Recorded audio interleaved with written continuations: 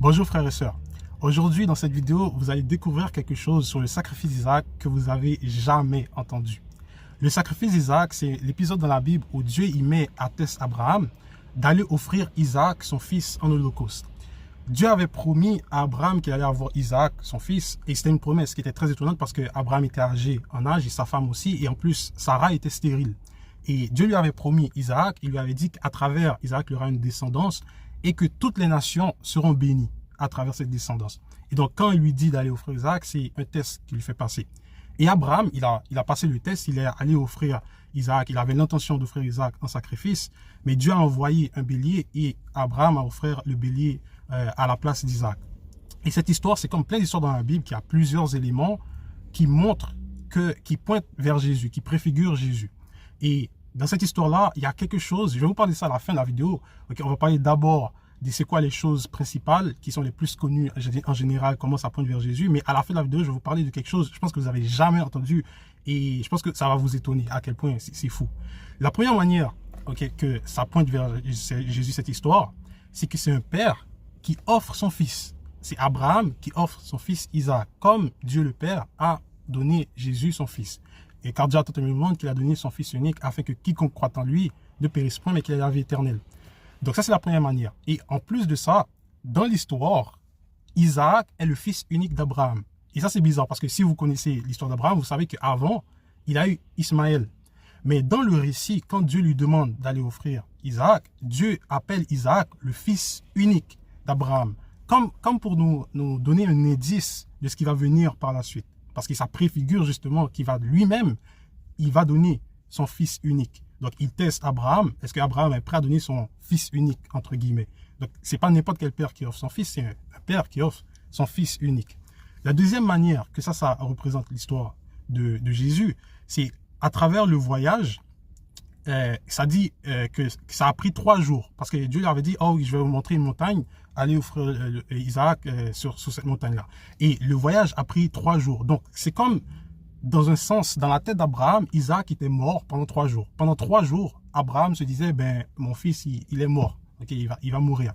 Et Jésus, on sait qu'il est mort 3 jours et 3 nuits. Il est ressuscité après 3 jours et 3 nuits. Donc ça c'est la deuxième manière. Et la troisième manière que ça représente, l'avant-dernière, je vais vous dire le truc fou à la fin, l'avant-dernière que ça représente, c'est comment, ça dit dans l'histoire que Abraham a pris le feu et le couteau dans ses mains et il a mis le bois sur le dos d'Isaac. Et comment ça représente l'histoire de Jésus? Dans la Bible, le feu et le couteau, ça représente la colère. Donc le feu, la colère de Dieu, à la fin des temps, ça dit que le monde sera embrasé par le feu, réservé pour la colère de Dieu. Et le couteau, l'épée aussi représente la colère de Dieu. Et à la croix, la colère du Père était sur le Fils. Au lieu d'être sur les hommes qui ont péché, c'est le Fils qui a pris toute la colère du Père. Parce que pour que, comme ça, nous, on puisse être épargnés, tous ceux qui mettent leur foi au Fils puissent être épargnés.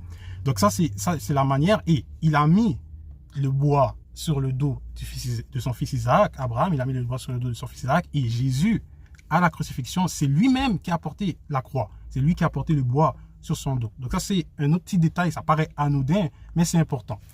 Et la quatrième manière que ça représente l'histoire de Jésus, c'est dans un petit mot.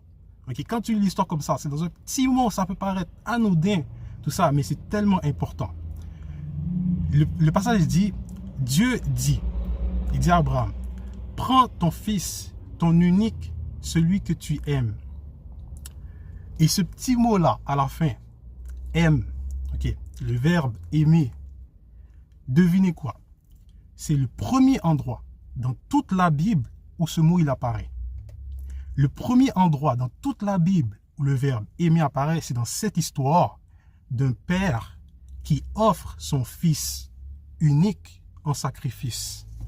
Et pas n'importe quel père, c'est le père fondateur de la nation d'Israël, la nation à travers laquelle Dieu avait promis toutes les nations seront bénies. Et cette bénédiction-là, c'est le Messie. Qui est dans toute la Bible, quand ça parle le Messie, ça dit que les nations vont mettre leur foi en lui. Il sera la lumière des nations. Il apportera le salut aux nations. C'est lui, cette descendance à travers laquelle toutes les nations seront bénies.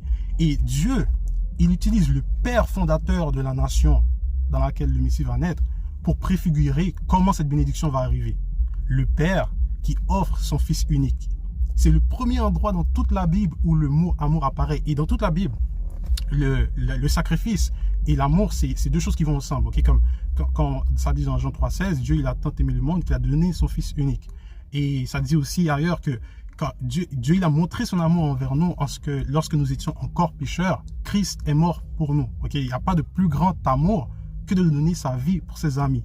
Et le premier endroit où le mot amour apparaît, c'est dans cette histoire-là, du Père qui offre son Fils unique.